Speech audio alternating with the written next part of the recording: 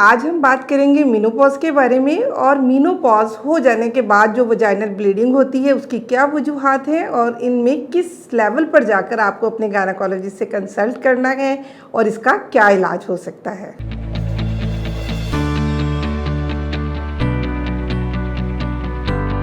जी अस्सलाम वालेकुम, डॉक्टर समीना तौफीक है। मैं पिछले 28 साल से गायनी ऑप्स के शोबे में अपनी खिदमत सर अंजाम दे रही हूँ। Currently I am working as incharge gynae OPD Lahore general hospital और इसके साथ साथ खैरुल बशर जौहर टाउन में इवनिंग में अपने क्लिनिक पर अवेलेबल होती हूँ।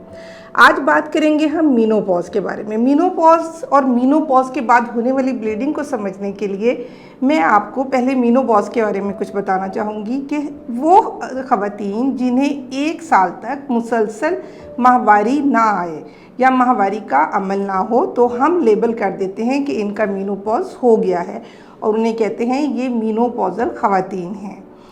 ख़वातीन में एक चीज़ अगर आप शुरू से देखें कि जब वो अपनी माँ के रहम में होती हैं तो उस वक्त से हार्मोन्स की रोलर कोस्टर में वो बैठती हैं और ज़िंदगी की मुख्तलिफ़ स्टेजेस में उनके मुख्तलिफ़ हार्मोन्स के लेवल होते हैं। जैसे अगर हम देखें मिनारकी वो एज है 9 से 12 साल की उम्र में जब किसी भी बच्ची की हार्मोन लेवल तब्दील होते हैं और उसकी माहाना माहवारी का अमल शुरू होता है। इसके बाद शुरू होती है रिप्रोडक्टिव एज जिसमें चाइल्ड बेयरिंग एज कहते हैं। बच्चियों की शादियाँ होती हैं, वो अपनी फैमिली कंप्लीट करती हैं, प्रेगनेंसी के अमल से गुजरती हैं। फिर एट द एज ऑफ 40 जब वो पहुंचती हैं तो पेरीमेनोपॉज यानी मेनोपॉज से पहले का अमल शुरू हो जाता है जिसमें हार्मोन्स का वही उतार चढ़ाव है जिसकी वजह से कहीं ना कहीं इरेगुलर साइकिल हो जाता है, उनकी बॉडी में चेंजेस आती हैं, वेट गेन हो जाता है, चिड़चिड़ापन पैदा होता है। इसके साथ साथ उनको खाने पीने में भी खाना आसानी से हजम नहीं होता, एसिडिटी हो जाती है और हॉट फ्लैशेस के साथ साथ नाइट स्वेट्स उनकी नींद को डिस्टर्ब करते हैं। ये तमाम पेरीमेनोपॉज और मेनोपॉज की अलामत हो जाती हैं। अब बात ये है कि हमें करनी है कि बात कि मेनोपॉज हो गया उसके बाद भी वजाइनल ब्लीडिंग हो गई तो क्या ये नॉर्मल है? नहीं, ये एक बिल्कुल क्लियर मैसेज है आपके लिए कि मेनोपॉज हो जाने के बाद मेंस्ट्रुअल ब्लीडिंग, वजाइनल ब्लीडिंग कभी नॉर्मल नहीं होती। लेकिन कुछ ख़वातीन में मेनोपॉज का 1 साल गुजरने के बाद दोबारा से हल्की फुल्की स्पॉटिंग या हैवी मेंस्ट्रुअल फ्लो शुरू हो जाता है और इसका कलर पिंक, ग्रे और इसके साथ डार्क ब्राउन भी हो सकता है। आमतौर पे देखने में आया है कि इसमें किसी तरह का कोई दर्द नहीं होता, लेकिन इसमें आपको डॉक्टर से फ़ौरन कंसल्ट करना है। आपने अपने गायनेकोलॉजिस्ट के पास जाना है ताकि वो आपको एग्ज़ामिन करें, आपके अल्ट्रासाउंड और कुछ लैब टेस्ट हों ये देखने के लिए कि इस ब्लीडिंग की वजह क्या थी।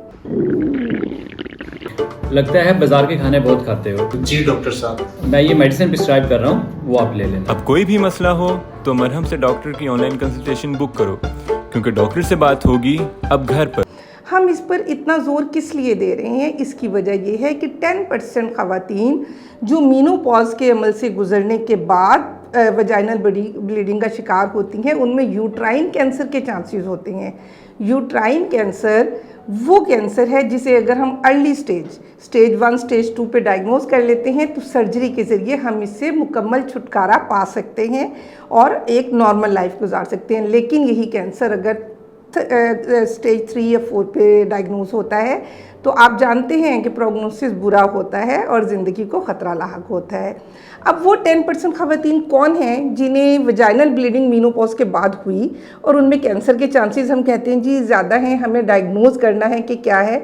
तो वो ख़वातीन जिनमें पीसीओएस अपनी अर्ली एज में रहा हो या वो बच्चियाँ जिनकी मेनार्की बहुत कम उम्री में शुरू हो गई हो, लाइक 9 साल की उम्र में उनकी माहवारी स्टार्ट हो जाए, या कोई ब्लड प्रेशर का शिकार ख़वातीन हो या उनमें कोई मेटाबॉलिक डिजीज़ हो, तो ये वो ख़वातीन हैं जिनमें अगर मेनोपॉज के बाद ब्लीडिंग हो गई तो उन्हें ज़रूर कंसल्ट करना है और अपने तमाम टेस्ट कराने हैं ये देखने के लिए कि कहीं वो यूट्राइन कैंसर का शिकार तो नहीं है।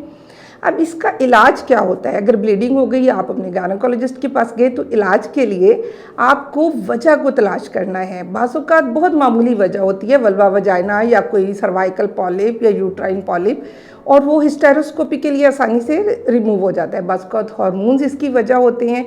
तो इसके ट्रीटमेंट में ईस्ट्रोजन थेरेपी देते हैं, प्रोजेस्टेरोन थेरेपी देते हैं और हिस्टेरोस्कोपी जो कि पॉलिप को रिमूव करने के लिए एक प्रोसीजर है, ये हो जाता है। इसमें टेक होम मैसेज ये है कि अगर मेनोपॉज के बाद आपको दोबारा वजाइनल ब्लीडिंग हुई है तो आपको इसके बारे में बात करना है, शर्म महसूस नहीं करनी, बर्दाश्त नहीं करना, आपको अपने गायनेकोलॉजिस्ट से कंसल्ट करना है। हम नहीं जानते कि वो 10% ख़वातीन की किस कैटेगरी में अब फॉल करती हैं जो कि यूट्राइन कैंसर का शिकार हो सकती हैं। अपना बहुत ख्याल रखिएगा। अपने बारे में कोई भी बात आप इस मौजू से मुतालिक या कोई भी गायनी ऑफ से मुतालिक अगर आप मुझसे रब्ता करना चाहें तो marham.pk के through online as well as in clinic आप मुझसे रब्ता कर सकते हैं। फ़ी अमान अल्लाह।